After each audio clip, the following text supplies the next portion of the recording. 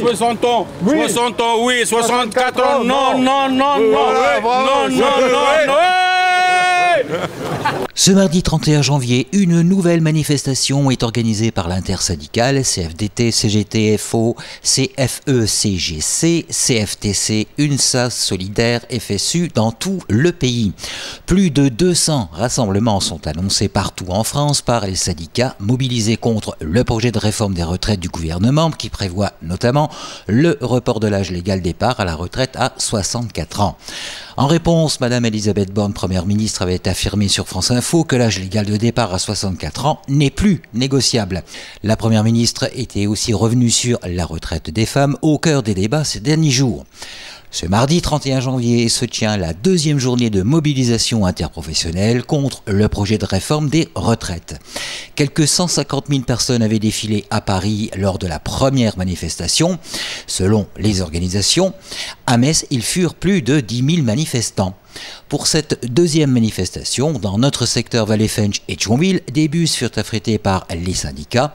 Un départ fut prévu à Thionville, puis un départ à la maison des syndicats de Florange, où votre chaîne locale Média Info Régivision s'est rendue. Pour la manifestation de Metz, à la maison des syndicats de Florange, près de 200 personnes sont montées dans les bus destination la manifestation de Metz. Il y a 106 places dans le bus, il y a 106 inscrits. Plus que la dernière fois, on était à 75 personnes la dernière fois, là on a 106. Cet été, on a rassemblé le maximum de personnes. Hein, le nombre, je ne peux pas vous dire, mais on a mixé le maximum qu'on a là, actuellement. Là, on est en 80, 90, 100 là, sur Florange. Et les copains à Metz vont nous rejoindre là-haut, quoi. Vu que c'est une intersyndicale qui est niveau France, donc chacun a organisé ses bus. Il y a beaucoup de salariés de ArcelorMittal Florange, des nouveaux retraités. On ne va pas travailler jusqu'à 64 ans. Hein. Déjà 62 ans, c'est déjà beaucoup. Alors 64 ans, c'est même pas la peine. Hein.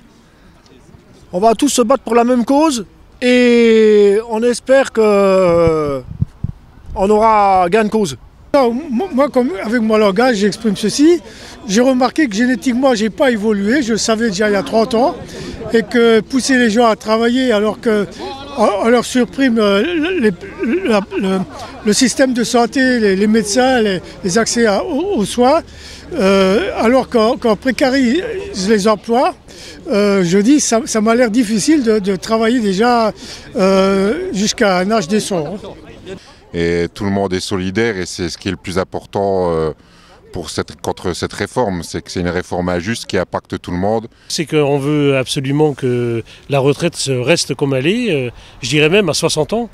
Il faudrait qu'on parte à 60 ans, surtout les gens qui travaillent avec des travaux pénibles, la sidérurgie, la métallurgie, et puis tous les autres, les infirmières, les aides-soignantes, les gens qui travaillent dans les femmes de ménage, tous les travaux pénibles. Il faut absolument que les gens puissent un petit peu profiter du reste de leur vie à 60 ans.